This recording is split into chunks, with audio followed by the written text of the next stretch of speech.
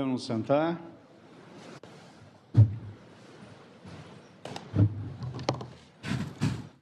Obrigado.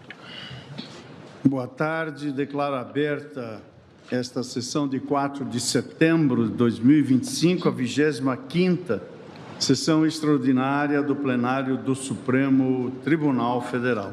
Solicito à senhora secretária que proceda à leitura da ata da sessão anterior. Ata da 22ª sessão ordinária do plenário do Supremo Tribunal Federal, realizada em 3 de setembro de 2025. Presidência do senhor ministro Edson Fachin, vice-presidente. Presentes à sessão, os senhores ministros Carmen Lúcia, Dias Toffoli, Luiz Fux, Alexandre de Moraes, Nunes Marques, André Mendonça, Cristiano Zanin e Flávio Dino. Ausentes, justificadamente, os senhores ministros Luiz Roberto Barroso, presidente, e Gilmar Mendes. Vice-procurador-geral eleitoral, doutor Alexandre Espinosa Bravo Barbosa. Abriu-se a sessão às 15h21, sendo lida e aprovada a ata da sessão anterior. Indago a senhora ministra, os senhores ministros, se há alguma retificação a fazer na ata.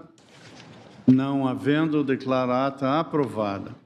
Saúdo a eminente ministra Carmen Lúcia, os eminentes ministros aqui presentes, ministro Alexandre de Moraes, ministro André Mendonça, ministro Cristiano Zanin, ministro Flávio Dino. Também tenho o prazer de saudar suas excelências, os ministros Dias Toffoli e Luiz Fux, que participam por videoconferência. Saúdo também o senhor vice-procurador-geral eleitoral, doutor Alexandre Espinosa Bravo Barbosa. Saúdo os servidores e servidoras, advogados e estudantes que acompanham esta sessão. Faço o registro de que estão presentes nesse plenário 140 membros do Ministério Público Federal, Estadual e do Trabalho, participantes do evento Precedentes em Foco, uma imersão sobre a formação e aplicação de precedentes no sistema jurídico brasileiro, promovido pelo Conselho Nacional do Ministério Público, pelo Conselho Nacional dos Procuradores Gerais, com apoio deste tribunal, do Superior Tribunal de Justiça, do Ministério Público Federal, do Ministério Público do Distrito Federal e Territórios, do Ministério Público do Estado de Minas Gerais e da CONAMP.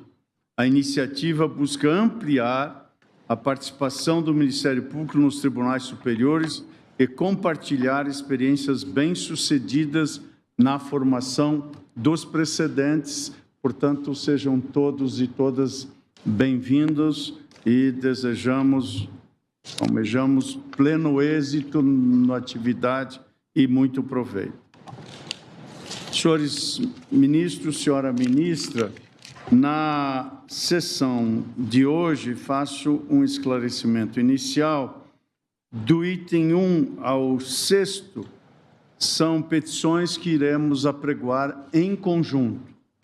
E o item 7º e último trata da ação direta em constitucionalidade 5911, da relatoria de Sua Excelência, o ministro Nunes Marques, que informou esta presidência que não poderá comparecer a esta sessão, portanto, este feito não será chamado na data de hoje. Portanto, apregou em conjunto, para a continuidade de julgamento, as seguintes petições. No segundo agravo regimental, na petição 6455, de minha relatoria, o agravo regimental na petição 6477, também de minha relatoria, agravo regimental na petição 6487, esta também e todas as demais de minha relatoria, agravo regimental na petição 6490, agravo de petição na número 6491 e agravo na petição, melhor dizendo, agravo na petição 6517. Faço uma breve rememoração, eis que esse feito já esteve em plenário físico e também plenário virtual.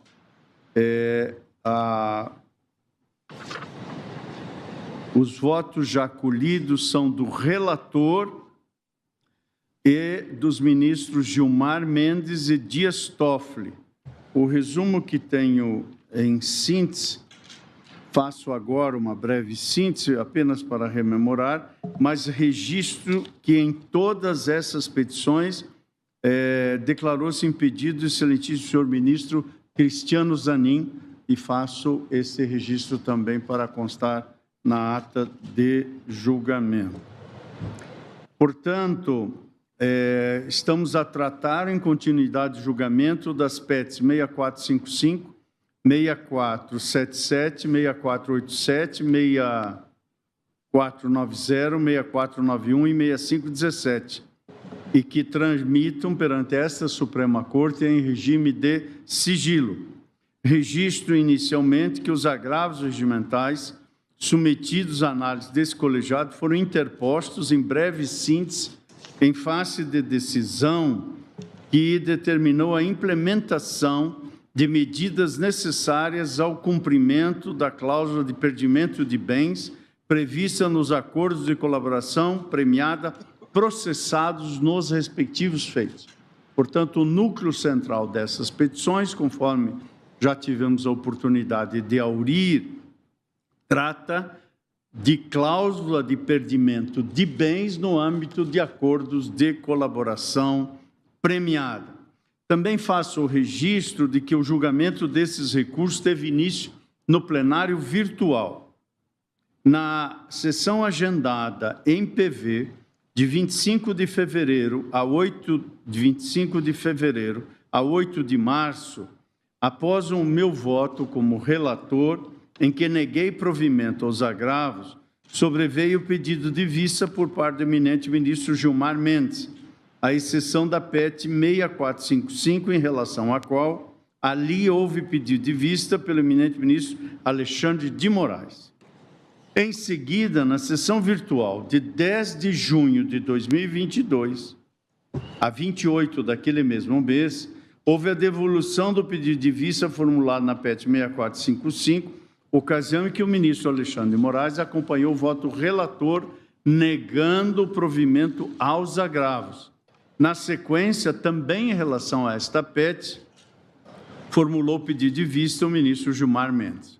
Foi retomado o julgamento na sessão de 14 a 21 de fevereiro deste ano, e o eminente ministro Gilmar Mendes apresentou voto vista divergente, no que foi acompanhado pelo eminente ministro Dias Toffoli. E nessa sessão virtual, os eminentes ministros Flávio Dino e Carmen Lúcia votaram para acompanhar o relator. Por fim, ainda em ambiente virtual, os processos foram destacados pelo ministro Dias Toffoli, o que importou no reinício do julgamento no ambiente presencial. Assim, na sessão presencial do Pleno, ocorrida em 9 de abril deste ano, proferi voto na condição de relator, no sentido de negar provimento aos agravos regimentais. Em seguida, votou o ministro Gilmar Mendes, que deu provimento aos recursos e, desse modo, conferiu interpretação conforme a Constituição, de acordo com as normas previstas no inciso 5º e diversos incisos, às cláusulas do acordo celebrado entre o Ministério Público Federal e os colaboradores, de modo a impedir, segundo o voto vista, o cumprimento antecipado da pena de perdimento de bens antes do trânsito em julgado da sentença penal condenatória, após o que o julgamento foi suspenso. Na sequência, com a continuidade do julgamento, na sessão de 23 de abril deste ano, foi proferido o voto pelo eminente ministro Dias Toffoli, no sentido de acompanhar a divergência do ministro Gilmar Mendes para dar provimento ao recurso e conferir interpretação conforme a Constituição às cláusulas do acordo celebrado, também de modo a impedir o cumprimento antecipado da pena de perdimento de bens antes do trânsito em julgado da sentença penal condenatória, E, ato contínuo, pediu vista dos autos o eminente ministro Flávio Dino, que devolve na sessão de hoje. Portanto, estamos hoje retomando esse julgamento com o voto a ser proferido pelo eminente ministro Vistor Flávio Dino. E, antes de passar a palavra ao ministro Flávio, rememoro que, nos casos em análise, as nobres defesas dos colaboradores suscitaram, em breve síntese, que o adimplemento do perdimento de bens pactuado nos respectivos acordos de colaboração deve ocorrer após a sentença condenatória, por se tratar de efeito da condenação. Em reforço às suas teses, as defesas que atuaram nas PETs 6455, 6477, 6487, 6490 e 6517 apresentaram parecer jurídico elaborado pelo professor doutor Miguel Reale Júnior, cujas alegações foram explicitadas por mim, não apenas quando relatei os fatos, mas também quando votei para evidenciar o sentido que me pareceu adequado ao cumprimento desta cláusula nos respectivos acordos de colaboração, não como efeito de sentença condenatória, mas como efeito direto e imediato do próprio acordo. A seu turno, a Procuradoria-Geral da República opinou pelo não provimento dos agravos regimentais. E, por último ainda, registro que nas PETs 6455 e 6491 foi carreado parecer da Lavra do Dr. José Adonis Calô de Araújo Sá, enquanto parecer oriundo, portanto, do Ministério Público, enquanto nas PETs 6477, 6487, 6490 e 6517, o parecer foi subscrito pela procuradora doutora Lindora Maria Araújo.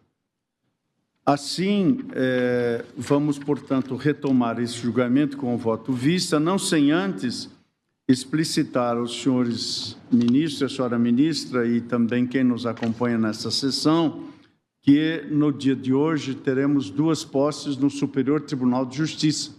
Portanto, nós iremos prosseguir com esse julgamento sem intervalo e, na altura adequada, iremos suspender o julgamento e encerrar a sessão para efeito dos eminentes colegas que já noticiaram essa presidência, que desejam comparecer à sessão, e da nossa parte também, como estamos na presidência em exercício, iremos ao Superior Tribunal de Justiça. Portanto, com todos esses avisos e configurações, com a palavra, Sua Excelência, o eminente ministro Flávio Dino. Em primeiro lugar, saúdo Vossa Excelência, ministro Fachin, na dupla condição de presidente e relator. Mais uma vez e sempre manifesto o meu respeito, admiração pela sua trajetória e, nesses casos, pela qualidade do voto que Vossa Excelência ofereceu à reflexão de nós todos. Também, do mesmo modo, a ministra Carmen, todos que nos acompanham por vídeo e os colegas aqui presentes, o Ministério Público, a Procuradoria-Geral da República, todas as senhoras e os senhores. O ambiente virtual é essencial para o funcionamento do Poder Judiciário hoje e deste Supremo também. Porém, o julgamento presencial, por vezes, permite uma reflexão mais aprofundada de temas especialmente difíceis. E este que estamos aqui julgando é um desses.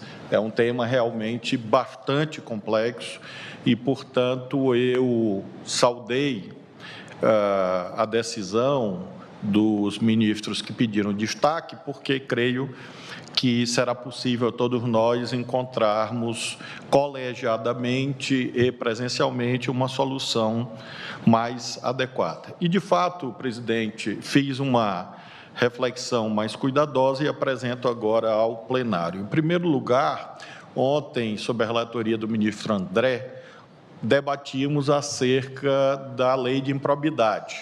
E tanto Sua Excelência quanto a ministra Carmen lembraram a existência do direito fundamental a um governo probo, um governo honesto. E assim, creio, me alinho firmemente, e meus 36 anos como servidor público mostram que, além de teoricamente aderir a esta corrente, na prática, ainda bem tenho essa prova empírica, eu diria. Pois não, ministra Carmen?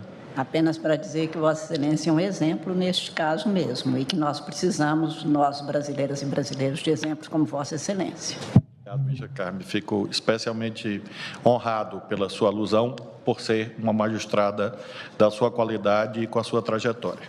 De fato, portanto, voto sempre com muita tranquilidade, serenidade e independência, porque nesses 36 anos, graças a Deus, continuo na condição de ficha limpa, nunca respondi nenhuma ação de improbidade, nenhuma ação penal, e isso tendo gerido, como governador do Estado, aproximadamente 120 bilhões de reais. Então, faço essa lembrança apenas para acentuar que as minhas preocupações aqui não têm nenhuma origem nessa experiência, ao contrário, a minha preocupação é exclusivamente sob a ótica do direito positivado, especialmente sob a ótica constitucional. Eu tenho, todos sabem, posições muito nítidas, muito transparentes, mas sei bem que o papel do juiz, por mais incisividade e contundência que haja, sempre implica reflexão quanto aos vários valores em conflito. E o que nos dá o parâmetro de arbitramento quanto a todos esses conflitos é, sem dúvida, a lei. Nós somos guardiões da constitucionalidade e da legalidade, mesmo quando os fins são nobres. Os fins não justificam que haja um apartamento da lei.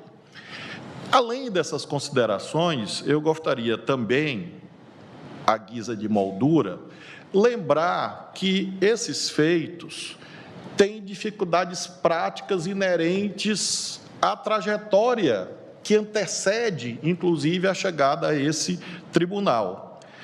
São casos oriundos da chamada Operação Lava Jato, que, como todo engenho humano, acertou e errou. Então, eu não sou daqueles que dizem que tudo que foi feito na Lava Jato foi certo, canônico, santificado.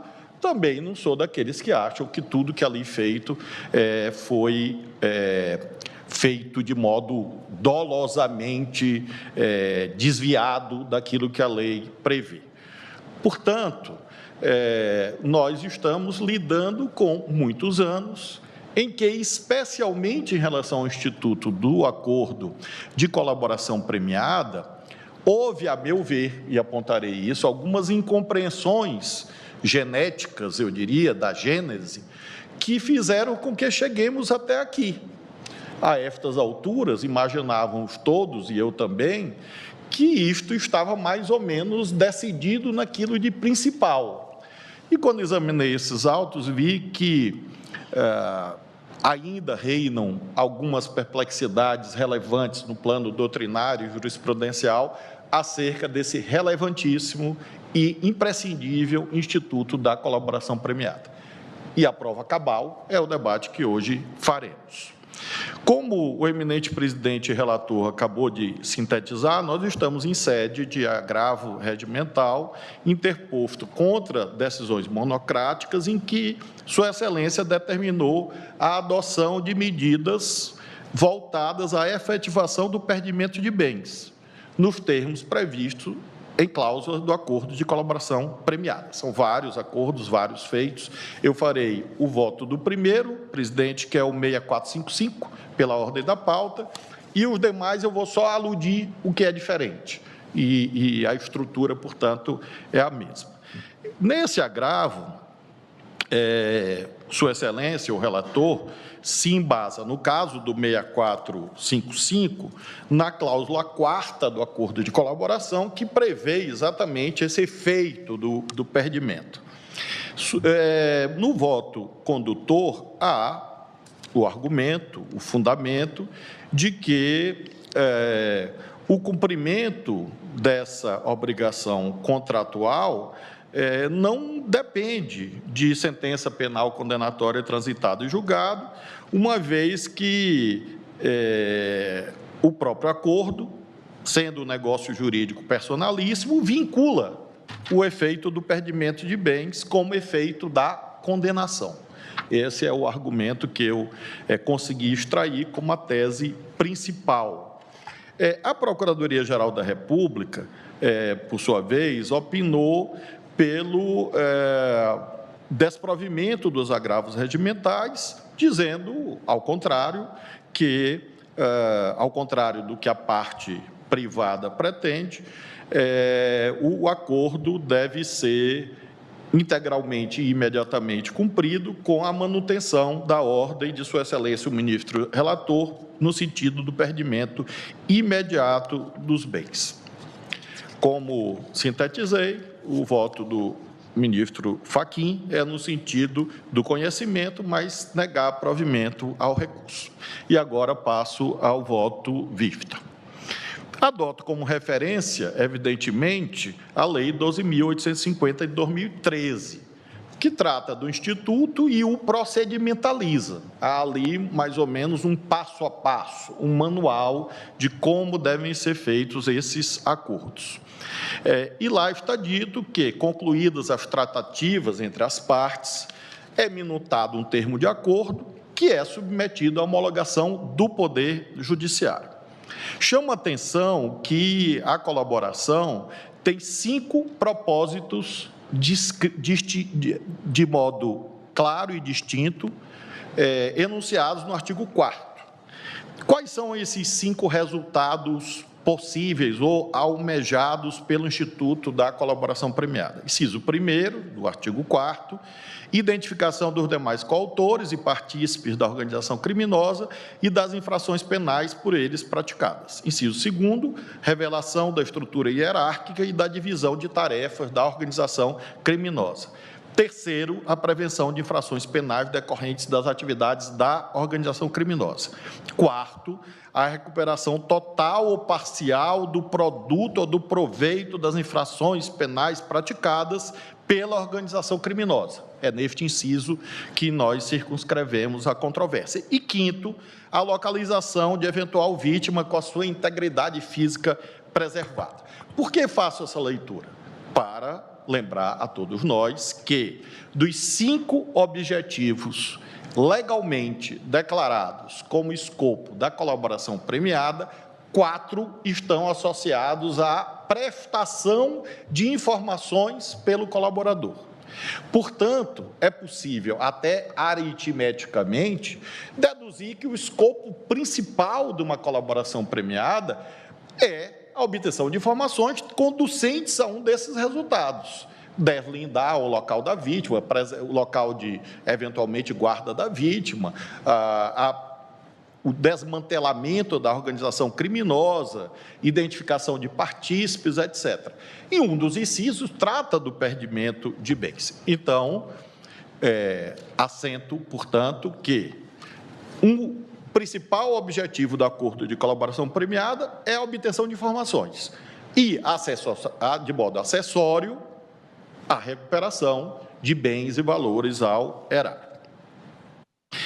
O debate desta PET e das demais é acerca do momento em que deve ser realizado o perdimento de bens, ou, na linguagem técnica da lei, o momento de recuperação total ou parcial do produto ou proveito das infrações penais praticadas pela organização criminosa. Extrai-se do artigo 3º-A, digo eu, da Lei 12.850, artigo 3º-A, que o acordo de colaboração está intrinsecamente vinculado à existência de um processo, porque tal preceito declara que é da natureza da colaboração premiada ser um negócio jurídico, processual, ou seja, não é um negócio jurídico privado, não é um contrato que é celebrado dissociadamente de um processo, negócio jurídico processual, que, como tal, deverá ter utilidade e interesses públicos bem definidos. A questão patrimonial é um dos efeitos possíveis da colaboração, mas não se constitui um objetivo autônomo, desvinculado do que se passa na seara processual, negócio jurídico processual. Portanto, a própria lei mostra que não é um pacto autônomo. Nesse sentido, eu lembro que nós temos duas hipóteses que a legislação permite em que não há sentença penal condenatória. Alguma. Quais são as duas hipóteses? Primeira hipótese, de modo explícito no acordo de colaboração premiada, nos termos do artigo 4º, parágrafo 4º, o Ministério Público renuncia ao direito de propor ação penal. Ora, nesse caso, o acordo em si mesmo já pressupõe que inexistirá ação penal e, por isso, obviamente, o efeito é imediato, porque não há ação penal. A outra hipótese, mais complicada, que é basicamente a que nós estamos aqui, é aquela em que não houve a renúncia ao direito de ação, que nesses casos nenhum houve, e, de algum modo, há a persecução penal, há um inquérito, há uma ação penal, e, ao final, o colaborador não resta condenado. Houve o arquivamento a pedido do Ministério Público, ou houve a propositura da ação penal e o réu foi absolvido pelo Estado juiz. E aqui nasce exatamente o problema. Não há dúvida que, na hipótese da explicitação, como cláusula do acordo, que não haverá ação penal, o juiz, a homologar, leva, por derivação lógica, ao efeito imediato. Nestes casos, como não houve esta cláusula, nos termos do artigo 4º, parágrafo 4º da lei, nós temos esta situação acerca do que acontece depois do acordo de colaboração premiada. Quando as cláusulas patrimoniais produzem efeitos imediatos em face da não propositura voluntária da ação penal pelo Ministério Público, é claro que nós temos o cumprimento rigoroso, literal e pleno e imediato do acordo celebrado. Contudo, nos demais casos que fiz alusão, qualquer efeito do acordo de colaboração premiada depende da apreciação do juiz competente para o feito, que não somos nós, para o processamento da ação penal ou do inquérito. Prova disso é que o parágrafo 11 do artigo 4º da lei condiciona a eficácia das cláusulas do acordo homologado à prolação de sentença. É o que nós vamos fazer em breve, em julgamento da primeira turma. Diz o preceito a que fiz alusão. Artigo 4º, parágrafo 11. A sentença apreciará os termos do acordo homologado e sua eficácia. A lei explicitamente diz que o acordo, ainda que homologado, depende de uma apreciação final pelo juiz natural, quando da prolação da sentença. Repito, a sentença apreciará os termos do acordo homologado e sua eficácia. Então, a homologação não leva a uma preclusão consumativa, de modo algum, porque esta competência é do juiz natural para o feito.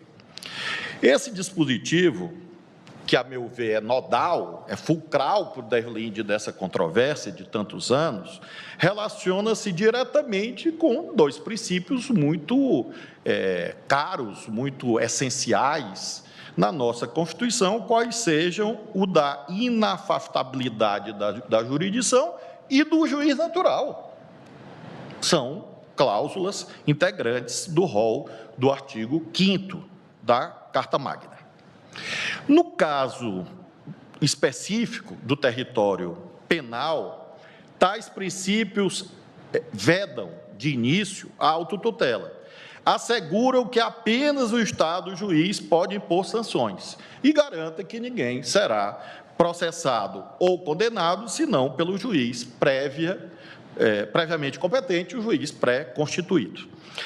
Erigem-se, assim, como pilares do sistema acusatório, garantindo imparcialidade, legitimidade da persecução penal e proteção do acusado contra arbitrariedades, em estrita observância do devido processo legal, quinto 54, ninguém será privado da liberdade de seus bens sem o devido processo legal, como nós sabemos. Seguindo no raciocínio, sendo um negócio jurídico processual, cujo efeito é explicitamente condicionado pela lei ao conteúdo da sentença, é aí que se pode extrair qualquer efeito válido. É como se houvesse um casamento indissolúvel entre os destinos do processo e o comando direto e inafastável do juiz natural, o juiz competente para a causa. No caso dessa PET e das demais, por isso farei a leitura só uma vez, houve a homologação neste tribunal, no dia 28 de janeiro de 2017, pela eminentíssima e estimada e mestra de todos nós, ministra Carmen Lúcia, que, no seu despacho, escreveu, abro aspas, conquanto o inciso 2º da cláusula 4ª faculte ao colaborador o imediato cumprimento do acordado, o artigo 4º caput e os parágrafos 1º, 2º e 11, exatamente o que eu citei, da Lei 12.850 de 2013, não deixam margens à dúvida no sentido de constituir os benefícios acordados, ainda que homologados, direitos cuja fruição está condicionada ao crivo do juiz sentenciante. Isso está escrito no despacho de homologação. Ao crivo do juiz sentenciante, no caso concreto, à luz daqueles parâmetros. Então, Sua Excelência, que evidentemente não ouso e não me atrevo a fazer a interpretação autêntica, porque obviamente ela aqui está, mas na tessitura do que foi decidido e publicado, diz explicitamente que o cumprimento do acordo é condicionado, essa é a palavra, ao crivo do juiz sentenciante. E segue Sua Excelência. Portanto, o cumprimento antecipado do acordado, conquanto possa se mostrar mais conveniente ao colaborador, evidentemente não vincula o juiz sentenciante,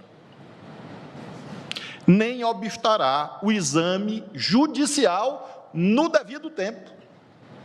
Então, Sua Excelência, no despacho homologatório, se ateve aos trilhos constantes explicitamente da Lei 12.850 e disse, ante o exposto, homologo, com as ressalvas dos itens 3 a 6, este item que eu fiz a leitura é o item 4, portanto, sujeito à ressalva, o termo de acordo, colaboração premiada, firmada entre o Ministério Público Federal e o senhor tal, secundado por termos de depoimentos, a fim de que produzam, etc., produzam seus jurídicos e legais efeitos perante qualquer juízo ou tribunal nacional. Então, na construção procedimental, naquele momento, claro que o Supremo pode mudar essa construção a qualquer tempo, evidentemente, e todos nós, de modo legítimo, na vida e na judicatura, podemos apreciar uma controvérsia de um jeito no momento e de outro jeito em outro momento, porque desde Heráclito sabemos que os rios e as pessoas sempre correm, sempre fluem, sempre se modificam. Então, eu não questiono, eminentes colegas, qualquer nota de legitimidade ou ilegitimidade de dado ou qual entendimento. Apenas lembro o que foi decidido por esta Corte em 2017. E, a meu ver, senhoras e senhores, isso assumiu para mim um peso determinante na minha convicção técnica. Lembro que, na leitura desse acordo, verifica-se que não há cláusula prevendo o não oferecimento da denúncia. E aqui nós temos o contorno do caso concreto. O que aconteceu com o caso concreto desse senhor aqui? As peças de informação derivadas das colaborações 0, 1, 2, 3, 4, 5, 6, 7 e 9 foram arquivadas a requerimento do Ministério Público, que é uno e indivisível, pela Terceira Vara Federal de São Paulo. Já as relativas à colaboração número 8 foram igualmente arquivadas, a pedido do Ministério Público Federal pela 13ª Vara Federal de Curitiba, de todos conhecida. Assim, digo eu, não houve oferecimento de denúncia, portanto, obviamente, não houve sentença penal condenatória. E é neste limbo que nós nos encontramos. O acordo de colaboração previa a existência de uma ação, a homologação diz explicitamente que é o juiz sentenciante, a lei também o diz, no 4º 11, e foi tudo arquivado. E aí eu caminho, presidente, para a face conclusiva do meu voto, como disse, um caso difícil, que comporta múltiplas e razoáveis interpretações, todas razoáveis. Diante do cenário em que o próprio Estado acusador, e por conseguinte o Estado juiz, reconhece a inexistência de infração penal praticada em território nacional, tanto que requereu o arquivamento das peças investigatórias, revela-se, aí na minha avaliação, manifestamente incoerente a pretensão de decretar o perdimento de bens com fundamento na recuperação de produto ou proveito de crime que o Estado juiz e o Estado Ministério Público disseram que não ocorreu. Negócio jurídico processual, atado a um veredito do juiz natural. Tal medida, poderia inclusive configurar a hipótese de enriquecimento sem causa por parte do Estado brasileiro, na medida em que esse Estado estará de modo não só dual, como antinômico, dizendo de um lado, me dê os bens porque você é um criminoso, e de outro lado está dizendo, mas você não é criminoso.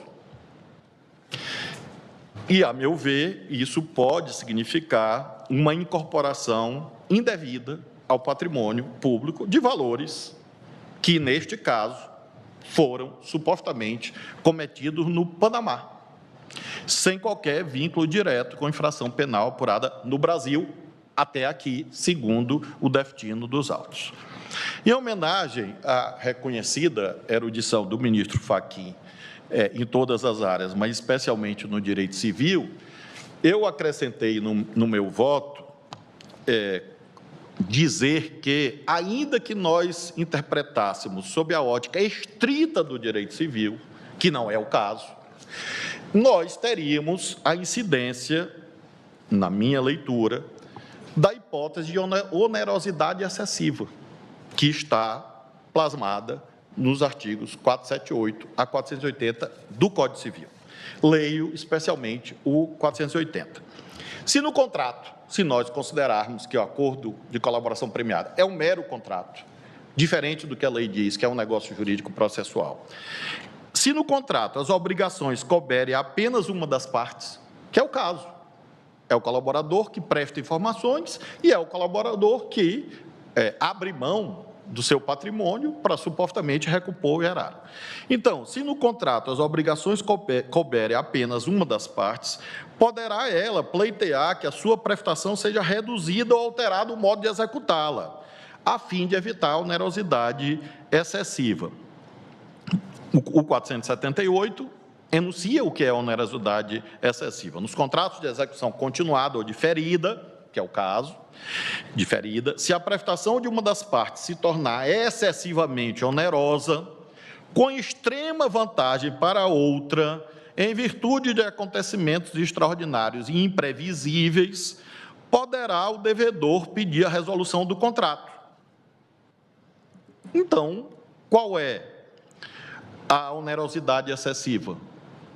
O Estado diz que não há crime. Qual é o acontecimento extraordinário e imprevisível? O desate do feito perante o juízo natural, sem que haja condenação. E, a meu ver, portanto, nós temos também, além de todas as leituras que fiz acerca da Lei 12.850, essa hipótese data vênia de enriquecimento sem causa, de onerosidade excessiva à luz do direito civil. O ministro Gilmar Mendes, no seu voto divergente, diz que a inexistência de condenação criminal de qualquer dos colaboradores nas diversas instâncias do Poder Judiciário provocam impossibilidade de se exigir previamente a perda dos bens, até com um reconhecimento do efeito, quem sabe, resolutivo, do dever de restituir em face do destino do inquérito ou da ação penal, No caso concreto, o arquivamento das investigações instauradas a partir do acordo de colaboração premiada celebrado entre o agravante e o Ministério Público Federal, motivado pelo reconhecimento da inexistência de infração penal praticada em território nacional, tem, a meu ver, a inaplicabilidade das sanções pactuadas em razão do falecimento, do encerramento da pretensão punitiva por parte do Estado brasileiro. Esta é a razão, senhor presidente, que neste caso e nos demais, eu peço vênia a Vossa Excelência, presidente e relator, para acompanhar a divergência inaugurada pelo ministro Gilmar, creio pelo ministro Toffoli, com um acréscimo apenas, que o juiz natural, que eu indiquei, o juiz natural que deve fazer o arbitramento quanto ao destino dos bens, e não o Supremo Tribunal Federal. Nós não temos competência, a nossa competência foi até a celebração e a homologação. O que farão com este dinheiro, que eu não sei nem quanto é, e não é meu papel saber quanto é, se o dinheiro vai ficar para o Estado, se o dinheiro vai ser doado, vai para um fundo público e não privado, ou será restituído ao réu, é uma decisão do juízo natural, da causa, e não, a meu ver, do Supremo Tribunal Federal. Essa é a razão pela qual adiro ao voto divergente com a enunciação da consequência do passo seguinte. Qual o passo seguinte? Reconhecermos que o juízo competente para delindar o destino desses bens depositados, enfim, é do juízo natural e não do Supremo, uma vez que não há aqui nenhuma autoridade com foro de prerrogativa de função. Senhor presidente, com a permissão de Vossa Excelência, eu sigo para o traço distintivo dos casos subsequentes. Como disse, será mais rápido, como eu costumo votar, diferente de alguns que não reconhecem, mas como eu sempre voto muito rápido, embora lamente a injustiça, nesse caso eu me dediquei um pouco mais a essa marcha processual complexa. Eu não sei porque o ministro Alexandre ri, eu não entendo essas coisas. O plenário. Todo, até Vossa Excelência, ministro André. Estou impressionado. Aqui sou advogada, para garantir que Vossa Excelência fala pouco, gostaria de ouvir muito mais, é que eles não entendem que Vossa Excelência, quando fala, é tão sábio que eles ficam achando que é muito em saber. Ah, entendi. A senhora, de fato, tem um grande futuro daqui a uma década, mais ou menos, na advocacia. Continua muito afiada. A tese é ótima. Então, eu finalizo, senhor presidente, votando caso a caso, apenas no traço distintivo. Votei na PET 6455, agora a PET 6477. A estrutura do voto é a mesma, os argumentos são os mesmos. Neste caso, da PET 6477, eu lembro que, até hoje, as peças de informação, me baseando nos autos, pode ser que o destino até já seja outro, mas, baseando nos autos, neste caso da 6477, as peças de informação derivadas das colaborações ainda se encontram na fase investigatória, na seção judiciária de São Paulo. Assim, até o presente momento, não há notícia da existência de sentença penal condenatória. No caso da 64, e o voto, presidente, é no mesmo sentido, acompanhando a divergência com o acréscimo de que caberá ao juiz natural do feito a resolução quanto ao destino dos bens. Na 6487, que é o terceiro caso, o terceiro voto, portanto, na 6487, o traço que o diferencia no caso concreto, as peças de informação derivadas das colaborações ainda não resultaram na prolação de sentença condenatória, tendo em vista o arquivamento de 3 processos e a tramitação de ações no âmbito do TRE do DF e TRE de Goiás, 7º volume dessa peça. Eu, no voto, digo onde está cada coisa do que está nos autos. Eu me abstenho de declinar aqui agora. Assim, até o presente momento, não há notícia nos autos da existência de sentença penal condenatória que tenha cumprido o artigo 4º, parágrafo 11 da Lei 12.850. E o voto vai, portanto, no mesmo sentido. Na petição 6490, eu apenas faço questão de explicitar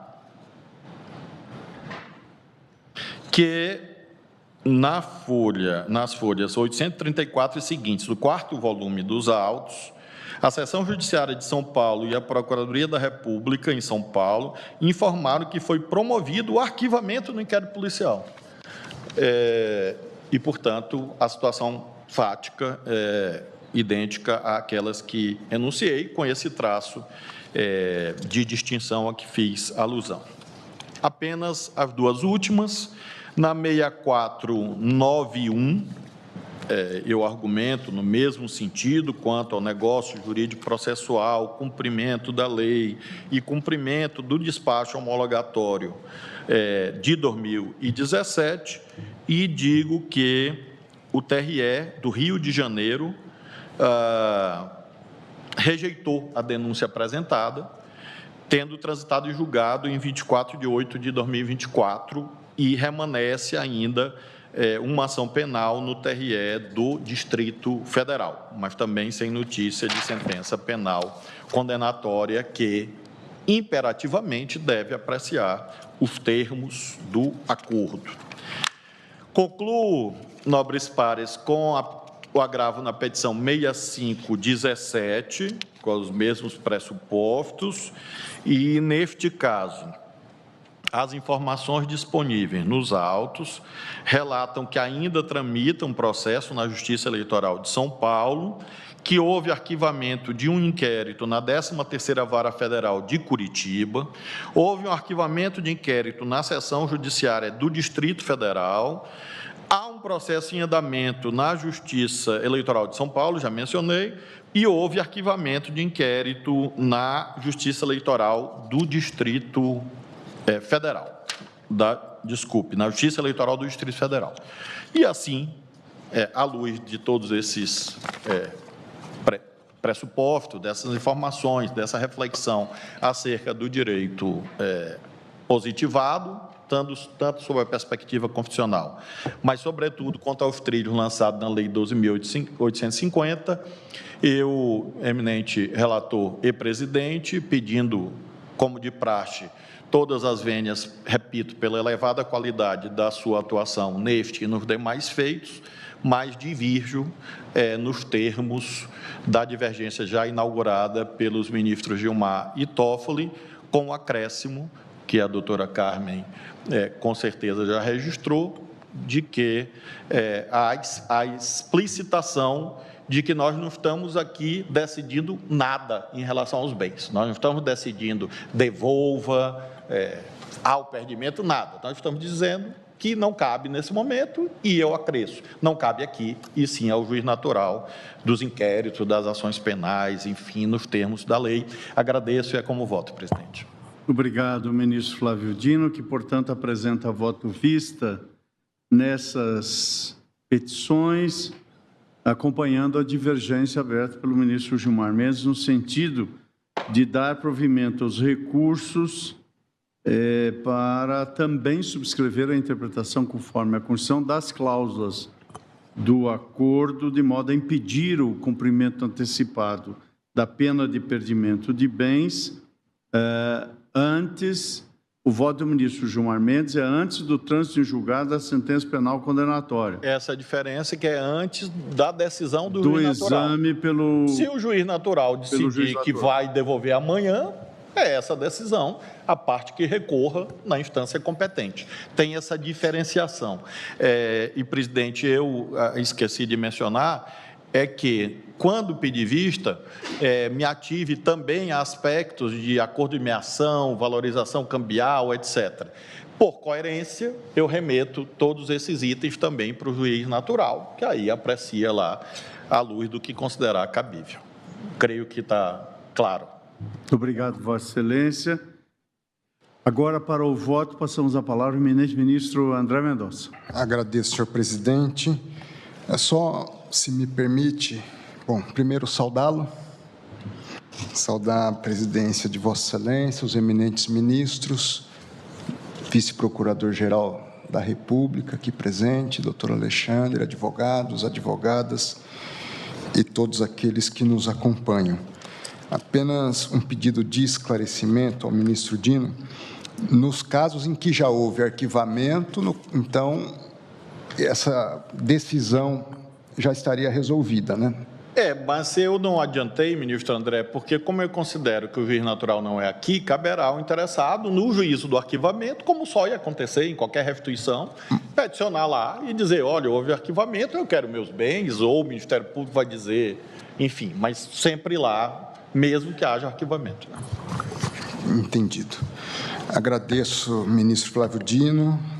Eu inicio o meu voto, que será divergente em relação ao eminente ministro Dino e convergente ao eminente relator, ministro Luiz Edson Fachin, ao menos fazendo um apelo ao ministro Flávio Dino, porque entendo que esse apelo à reflexão não altera a conclusão de Vossa Excelência. Conceitualmente, não entendo que a recuperação dos ativos referida lá no inciso 4º seja acessório. E eu fundamento isso, e por isso que peço a reflexão, com base na Convenção de Mérida, que está presente no nosso país e tem status de lei, porque foi objeto de adesão. A Convenção de Mérida, no artigo 1º, ela faz referência a 3 finalidades específicas da Convenção. A primeira, fortalecer e prevenir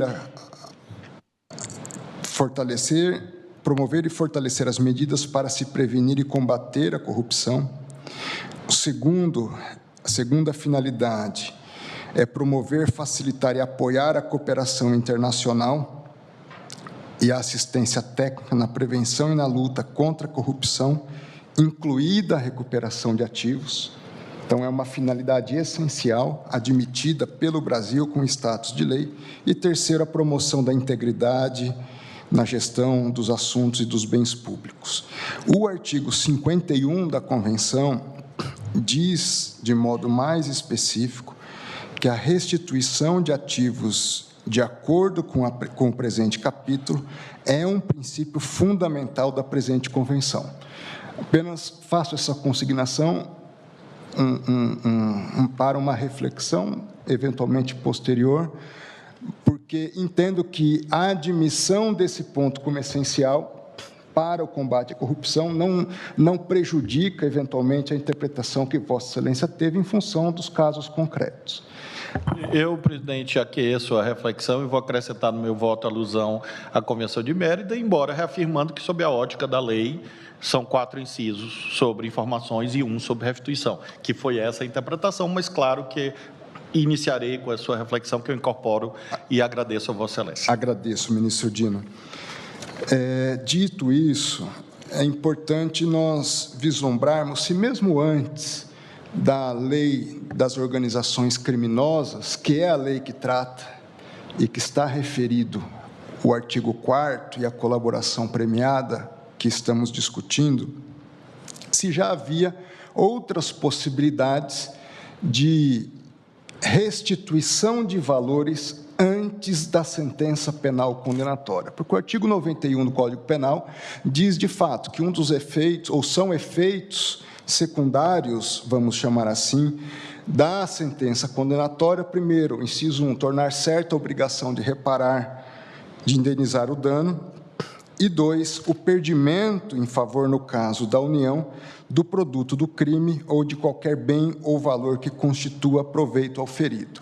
Então, estes efeitos patrimoniais são efeitos decorrentes de uma sentença penal condenatória. Porém, mesmo antes da sentença penal condenatória e não condicionada a uma sentença penal condenatória, o Código Penal já previa possibilidades de pagamento antecipado dos valores correspondentes aos danos causados pelo ilícito ou ao proveito econômico auferido pela prática do crime.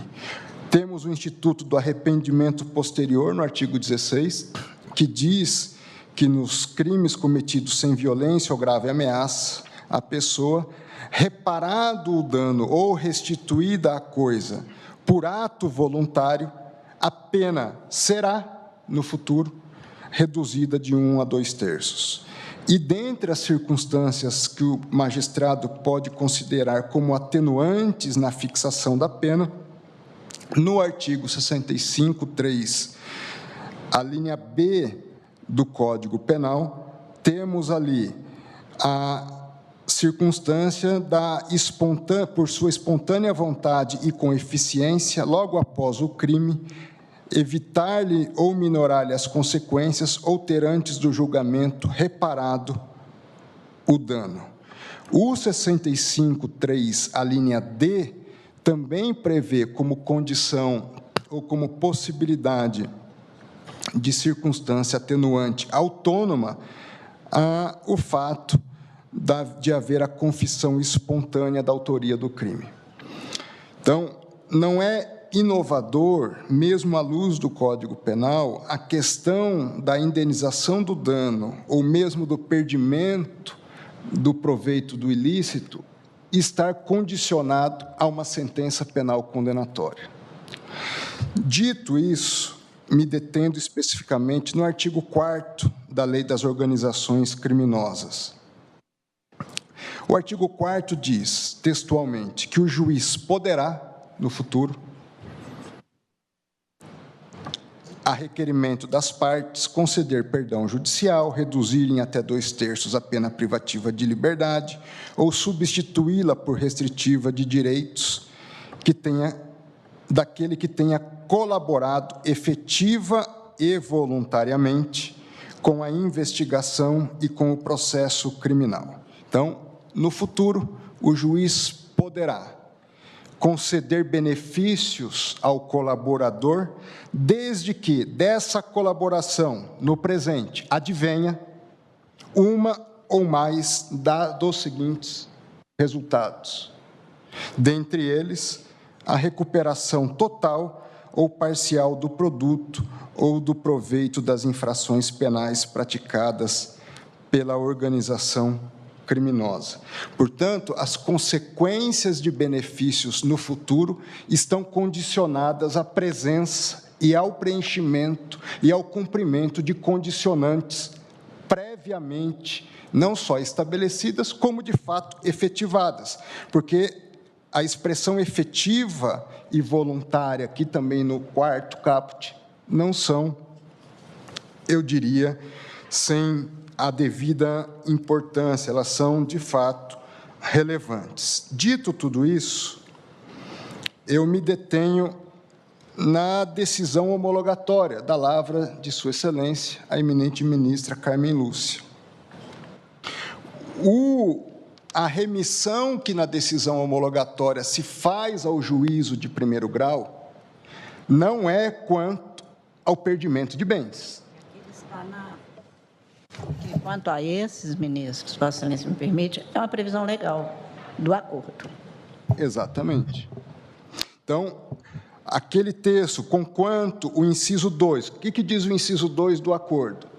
Sobre a pena privativa de liberdade. Quanto a essa, sim, se remete para o juiz de primeiro grau, não há dúvida disso. No tópico seguinte da decisão de Sua Excelência, a ministra Carmen Lúcia, ela se detém ao parágrafo 4º da cláusula 4ª, que remete à questão do perdimento de bens. E esse parágrafo 4º da cláusula 4ª, ele diz textualmente, no presente, naquele momento em que firmado e, por conseguinte, validado por homologação deste Supremo Tribunal Federal, o colaborador renuncia aos valores e bens móveis e imóveis citados no inciso 4, os quais encontram-se especificados nos apensos deste acordo. E o inciso 4 é o que trata do perdimento dos bens. Então, naquele ato, já houve a renúncia.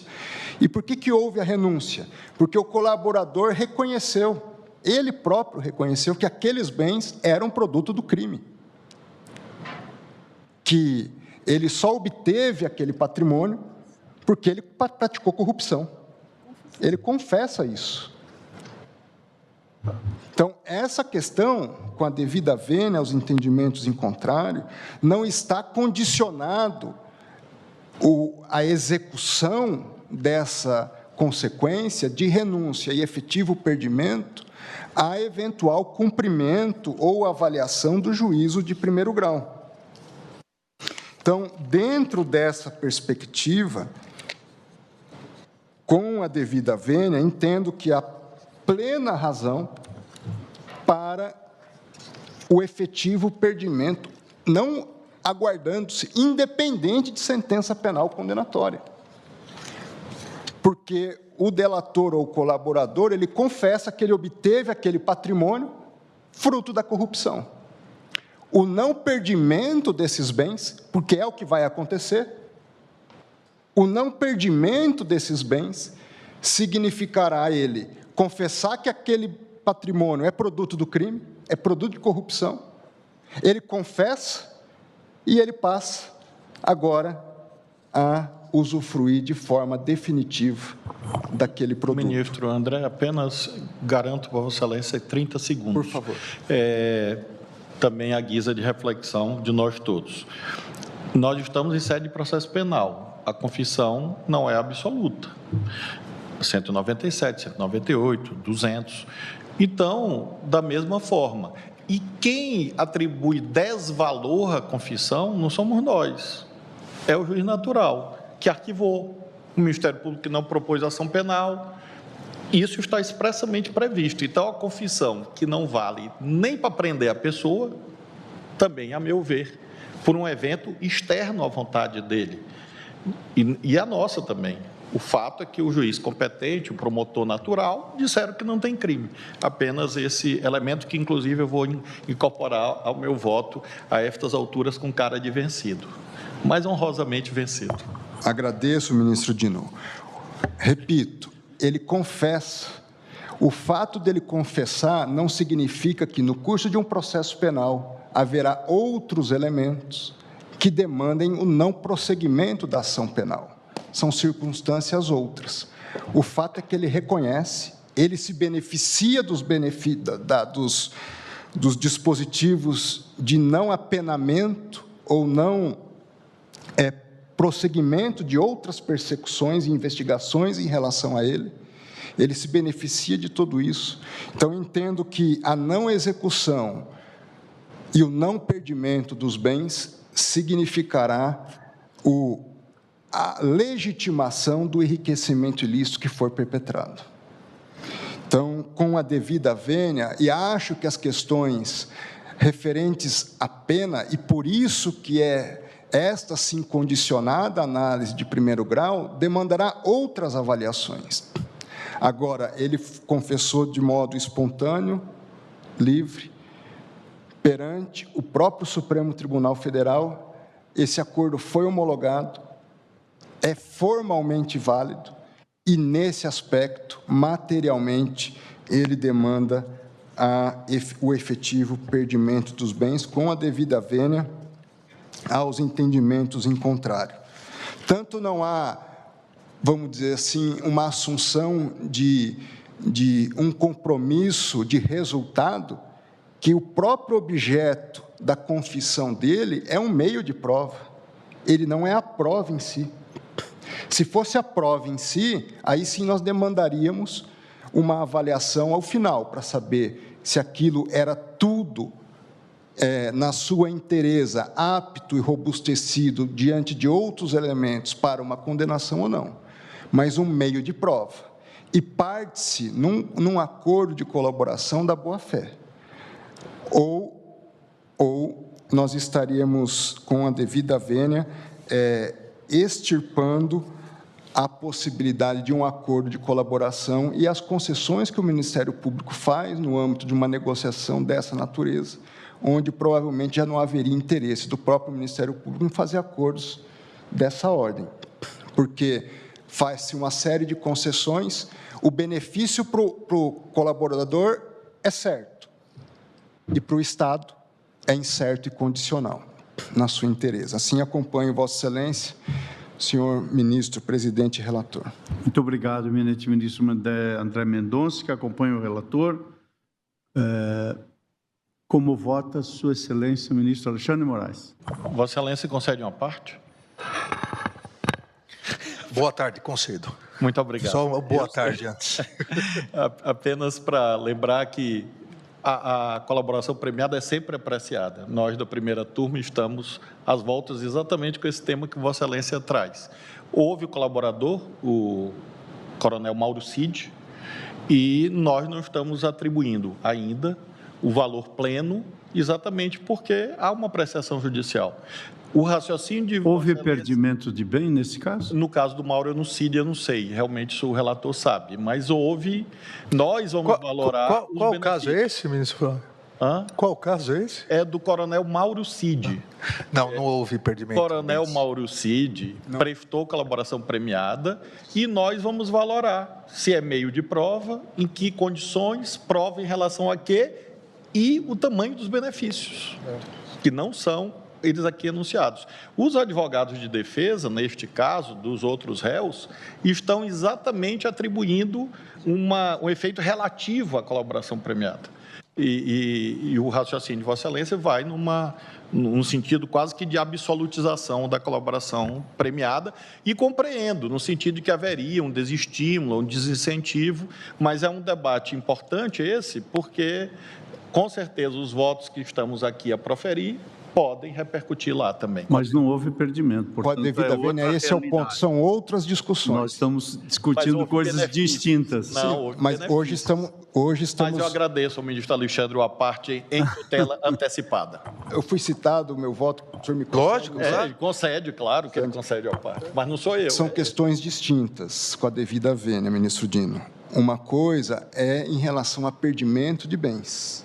Outra coisa é o que foi previsto nesse próprio acordo, e a decisão da ministra Carmen expressamente reconhece, é quanto aos efeitos penais de benefícios em relação à colaboração. Então, nós não estamos tratando, com a devida vênia, dos efeitos penais. Esses, sim, cabem ao primeiro grau. E esse, para mim, é um ponto fundamental da divergência, porque nós partimos de premissas totalmente distintas. Uma questão são os efeitos penais, outra questão são os efeitos patrimoniais. Ministro Alexandre, para o voto, Vossa Excelência tem a palavra. Obrigado, presidente. Cumprimento Vossa Excelência, cumprimento a ministra Carmen, os ministros presentes, ministro André, ministro Flávio, ministro Zanin, que também está presente, os ministros que nos acompanham por videoconferência, o nosso vice-procurador-geral eleitoral, doutor Alexandre Espinosa, que eu tive o grande prazer de trabalhar junto quando presidente no Tribunal Superior Eleitoral. É um prazer ter Vossa Excelência aqui. Presidente, essa questão é importantíssima, tem vários reflexos. O ministro Flávio, como diria a minha avó, minha falecida avó, dizia, está fazendo um reclame, né, ou um trailer agora do julgamento de terça-feira. Aqui, presidente, acho que nós temos que separar em 3 pontos. Me parece importante essa reflexão. até porque talvez os 2 primeiros pontos tenham efetivamente sido o móvel da manifestação do ministro Gilmar.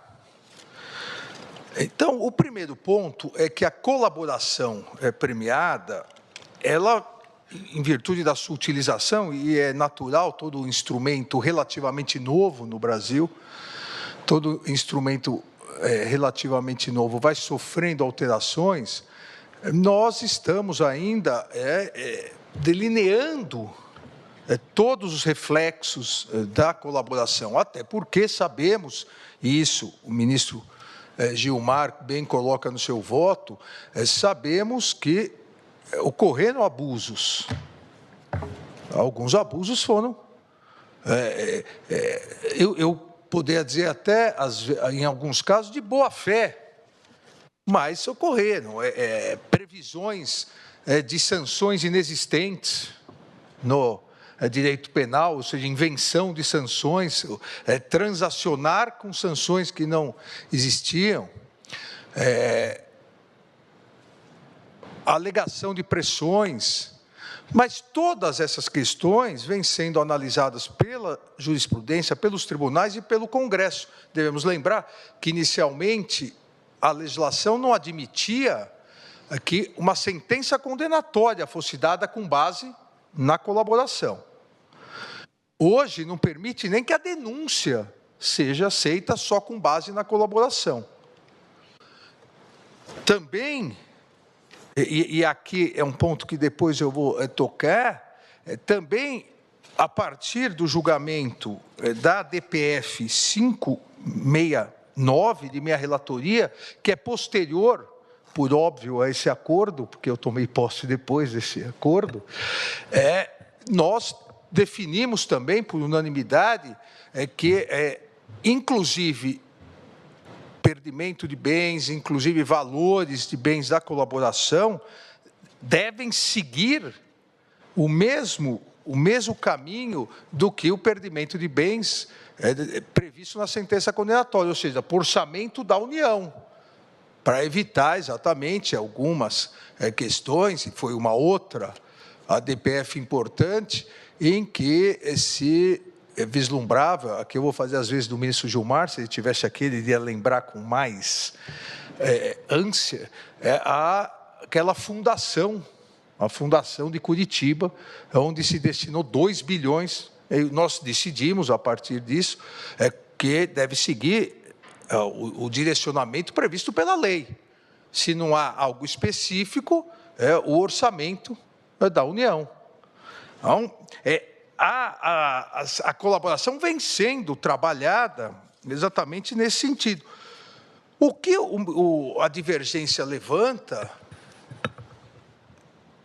na verdade, nós já discutimos aqui na última sessão, onde tratamos esse assunto, o que a divergência levanta é que poderia ter ocorrido um vício de consentimento nessa colaboração. O ministro Gilmar cita, inclusive, longamente, as conversas, aquela operação, que eu esqueci o nome agora, que vazaram a Vaza Jato, né? Spoofing, né? Onde há conversas entre juízes, entre procuradores. Então, ele diz que isso mostra que algumas das colaborações teriam faltado com o requisito da voluntariedade, mas não há, eu disse naquele momento, e repito... Ministro Alexandre, me permite uma parte? Ministro Toffoli, por favor. Pois não, só cumprimentando a todas e a todos, na pessoa do nosso presidente, de Vossa Excelência, minha parte é só para dizer que o meu voto é o meu voto, e os meus fundamentos são meus fundamentos. No meu voto não tem esse fundamento. Eu, sinceramente, penso que o voto do ministro Dino esclareceu bem as diferenças de institutos e de situações. Nós estamos aqui misturando uma série de situações de institutos jurídicos que são distintos com a devida vênia. E o meu voto não foi em razão de eventual ausência ou desvio de vontade, vício de vontade. O meu voto é bem claro. Só para situar que A minha divergência é baseada no meu voto. Agradeço, ministro Toffoli, é um prazer revê-lo novamente. Ministro Toffoli, eu não disse em momento algum nada em relação ao voto de Vossa Excelência. Eu estou dizendo em relação ao voto do ministro Gilmar, que inclusive cita várias conversas e grupos de conversas de membros aqui na página 50 do voto dele, da extinta Força Tarefa, Lava Jato. Então, esse é um primeiro ponto daqueles 3 pontos que eu coloquei, que merecem uma reflexão. Mas, nesse momento, nesses agravos, e o eminente relator e nosso presidente, ministro Fachin, me corrija se eu estiver errado, mas, nesse momento, não houve impugnação em relação a isso. Nenhum dos agravantes disse que foi coagido. Nenhum dos agravantes diz que confessou a ilicitude na aquisição desses bens, confessou coagido pelo Ministério Público ou pela polícia. E mais, até nos próprios agravos, eles reiteram a confissão, eles só dizem que o momento está errado, mas em momento algum eles dizem, não, aqueles bens que inicialmente dissemos serem ilícitos, fruto de atos criminosos, na verdade não é bem assim, eles não falam isso no agravo. Então, esse é um outro ponto que me parece importante, porque se eventualmente houvesse essa impugnação, eu iria tratar sob uma outra ótica esses casos. Mas não há. Qual é a impugnação? A impugnação específica é que um acordo feito, uma cláusula de acordo feita na colaboração premiada, onde se renuncia a esses bens, onde se reconhece, se confessa a ilicitude na aquisição de determinados bens, que essa cláusula só pode ser executada após sentença condenatória.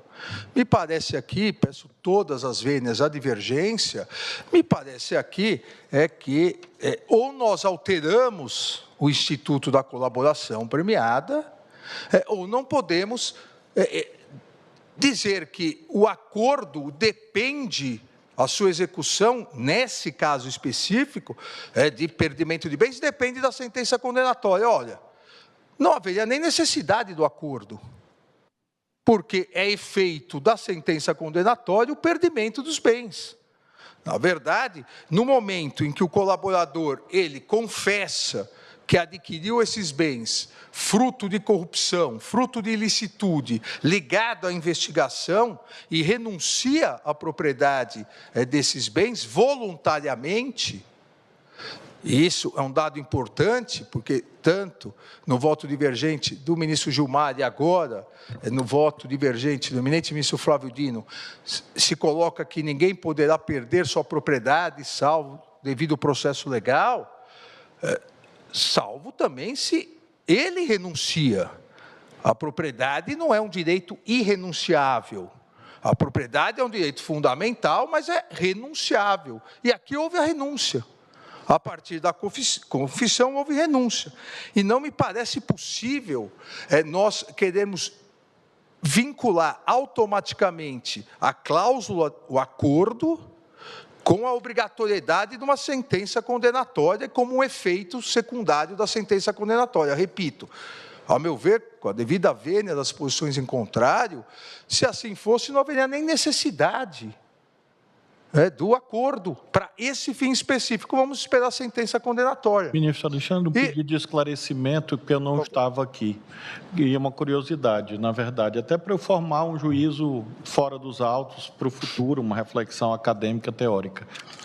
Por que esses bens não foram incorporados ao patrimônio público no momento da homologação? Qual foi a razão, fática ou jurídica? Porque se assim o é, feito imediato, é uma curiosidade. Por que não houve essa incorporação em 2017? O relator, obviamente, que conhece, mas pelo que eu analisei aqui, quando houve o pedido, o relator determinou, aí houve o agravo e está se esperando o julgamento dos agravos, não foi isso? O caminho é esse e também Obviamente, a ministra Carmen Lúcia também poderá esclarecer, não apenas no seu voto, mas há um conjunto de discussões que se travou nesse meio tempo que estão a depender aqui, desta... ou na origem. E que estão a depender, digamos assim, desse desenlace. Mas, ministro Alexandre, gostaria que Vossa Excelência continuasse com tranquilidade para concluir o voto. Por favor, ministra Carmen. Não, só para acrescentar que, ministro Flávio, que quando vieram, e eu apenas decidi esses casos porque teve, de um lado, lamentabilíssima perda do ministro Theory, que me deixou de presente o ministro Alexandre, que o sucedeu, porque era um grande amigo e, enfim, uma pessoa que estava trabalhando nestes casos, que foram entregues aqui todas as petições no dia 19 de dezembro de 2016. O ministro Theory, então, estou resgatando apenas, o ministro Fachin aqui estava, recebeu isto depois da última sessão, antes do recesso, e pediu uma sala, os juízes, e disse assim: eu entregarei todas as análises com as audiências feitas no dia 30 de janeiro. Nós vamos começar o ano, eu, então, naquela ocasião, na presidência, formei um grupo para que pudesse trabalhar com ele nesse período, e ele ficava telefonando, enfim, nós tínhamos os juízes auxiliares, o doutor Paulo, que está com o presidente, o doutor Márcio Schiffler, e foram fazendo audiência, que na presidência eu apenas acompanhava para efeitos formais. Quando veio, e aí era realmente um acervo grande de petições, ali havia os que tinham o foro, e como eram, às vezes, organizações, vinham outros que depois iam descer, como alguns desceram, como algumas petições nem voltaram, o próprio Ministério Público devolveu, arquivou, não era o caso, né? Pediu arquivamento. Então, nestes casos, ministro Flávio, por que não houve? Porque, neste primeiro momento, foi homologação formal para saber da regularidade, e aí se teria, no retorno do recesso, o ministro Theory fazendo a distribuição, até porque, mesmo internamente, houve casos que não eram ligados àquela relatoria, que eram de outros. Como veio a morte do ministro Theory e houve a decisão aí, realmente, da presidência, mais com a oitiva de ministros, a distribuição dos casos, ao invés de aguardar o provimento do cargo, que no caso era do ministro Alexandre, o ministro Fachin recebe aqueles casos que tinham sido homologados e foi, então, se verificando os que ficavam aqui, os que eram de outros casos, os que tinham tido, inicialmente, a devolução para que o acordo fosse revisto, porque nem todos foram homologados. Basicamente, é isso que se teve naquele momento. E o que eu fiz, por exemplo, na homologação, por volta de 77, uma coisa assim, dos que ele ainda não tinha homologado, o ministro Theory, ou não tinha estabelecido que esse era o caso final, ele chegaria aqui, ou tinha programado chegar no dia 25 de janeiro, e aí houve a morte. Basicamente, o que se tinha era, o relator iria, então, voltar no dia 25 de janeiro e trabalharia nestes casos. O que houve, o quadro, o homem põe, Deus dispõe, o que se pôs foi isso. Então, quando foi feita a redistribuição para o ministro Fachin, tinha este grupo enorme, que não são só esses, há outros casos, alguns ele tinha homologado antes, tanto que o padrão, e já antecipo, presidente, se for possível, quando chegar a minha vez de votar, eu vou pedir vista apenas para trazer esse quadro completo, para nós relembrarmos tudo, inclusive a dinâmica, o ministro Toffoli lembra bem também, que a jurisprudência andou, nós fomos amadurecendo, e num dos votos celebrados do ministro Toffoli, ele já dizia isso, que, olha, nós vamos sabendo do que vai acontecer em cada caso e qual é a dimensão, porque, embora esta legislação sobre delação premiada seja realmente nova no Brasil, o Instituto, claro, Conjuração Mineira teve delação premiada. Era outra coisa, e hoje, com o mundo que nós vivemos, o ministro Toffoli, num caso que pode ser considerado a liderar, dá bem esse enquadramento de que Instituto Novo a gente amadurece, porque vão surgindo as situações na vida para se demonstrar, e principalmente neste caso, os que estavam aqui, ministro Fachin, presidente, ministro Dias Toffoli, ministro Fux, se lembram bem, era uma enormidade de coisas que chegavam e que o ministro Theory estava analisando. Esta razão, eu acho que talvez naquele momento, ele, claro, não voltou, e aí o ministro Fachin pega todo aquele acervo para análise, inclusive para a redistribuição. Houve redistribuição interna, porque alguns casos não diziam respeito aos casos que deveriam ser julgados no mesmo eixo ou vínculo dos que vinham da mesma vara. Houve casos em que realmente não eram daqui, porque não tinham ligação. Basicamente, isso só para explicar. Carmen, como Vossa Excelência mencionou a possibilidade de vista, eu, como membro mais novo do tribunal e não estava aqui, creio que nessa análise seria interessante, pelo menos para mim, e quem sabe até revisão de posicionamento, o que aconteceram com os outros casos, porque é também uma questão de coerência interna nossa, né? Porque se houve outros relatores, se houve outras decisões, qual foi o sentido, se há... Porque eu não achei jurisprudência. Então... Daqui pode não ter, mas realmente, desde o advento da lei, há uma enormidade de casos que também foram alterando. Agradeço. Obrigada, presidente. Obrigada, ministro Alexandre. Ministro Alexandre, por favor. Eu que agradeço ao presidente, o esclarecimento, e a ministra Carmen. Não, presidente, eu também aqui, para que nós possamos refletir na construção e na sempre alteração, às vezes, de um instituto, se nós vincularmos todos os acordos de perdimento de bens, da renúncia, e essa renúncia aos bens, a renúncia exercida pelo colaborador aos bens tidos como produto ou proveito do crime, é o item 5 da decisão da eminente ministra Carmen, que homologou essa renúncia. Se nós vincularmos a necessidade da sentença condenatória, haveria uma outra situação, ministro Flávio, que geraria muita perplexidade. Imagine o colaborador, no curso da ação penal, ele morre, e se decreta, nos termos do artigo 109, inciso 1º do Código Penal, a extinção da punibilidade pela morte do agente. Não vamos ter a sentença condenatória. Os bens perdidos, todos eles voltariam para a família dele.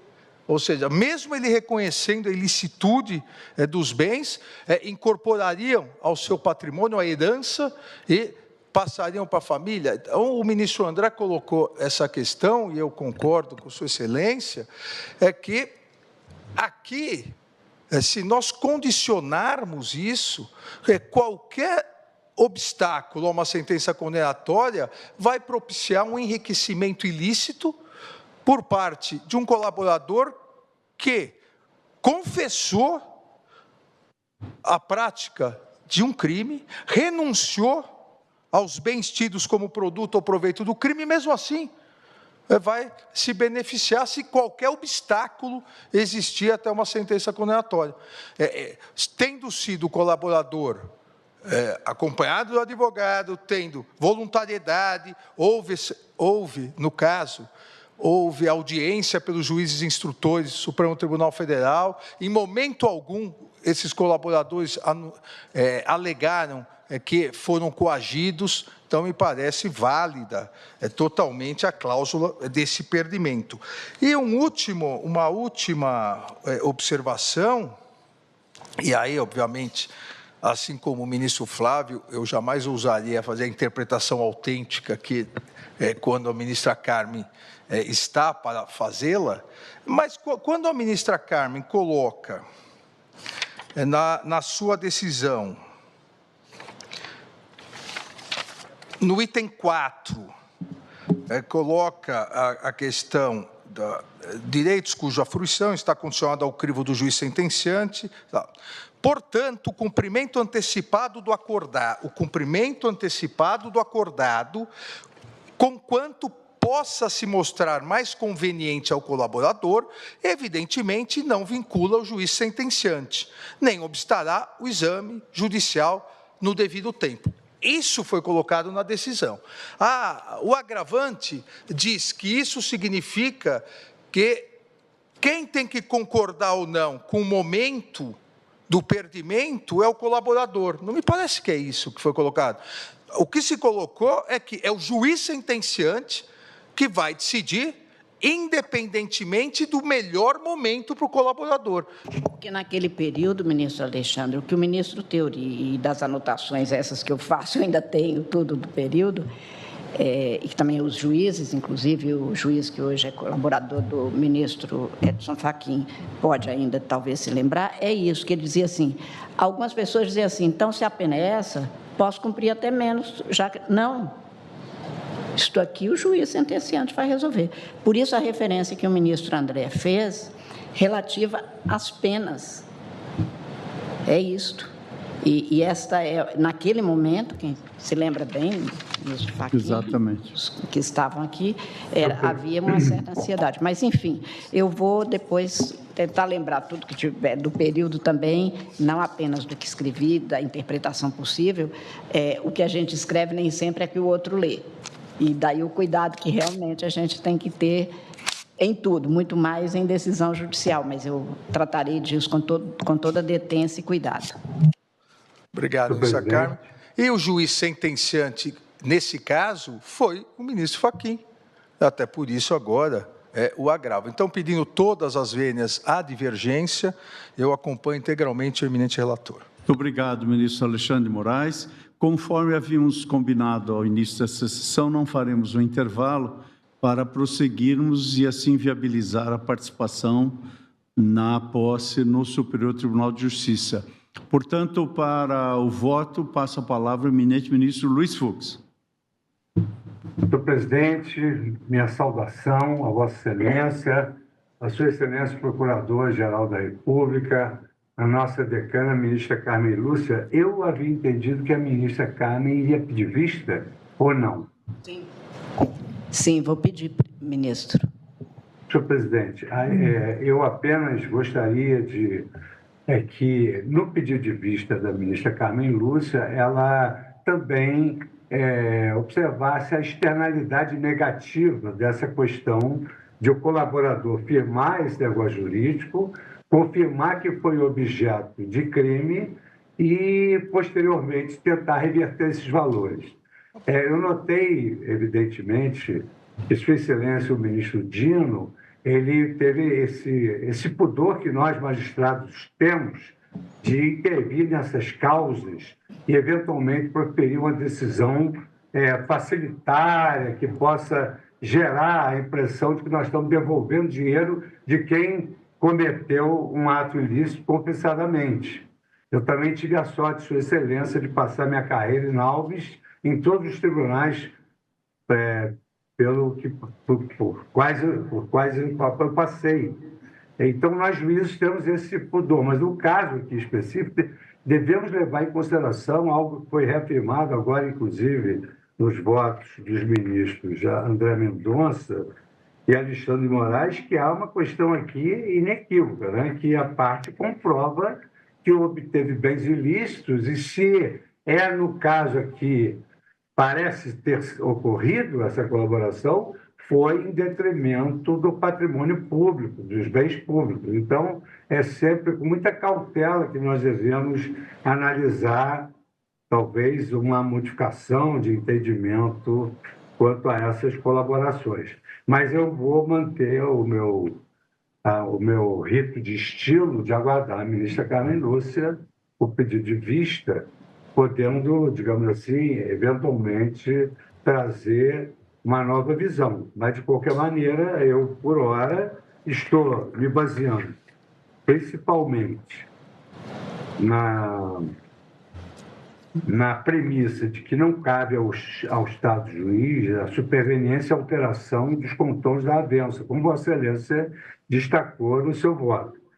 Também entendo que o perdimento em caso ele é consequência do acordo e não de eventual sentença posterior. Essa confissão de que os bens foram adquiridos com produto de crime, ela não pode ser, essa declaração não pode ser mitigada, não pode ser vulgarizada.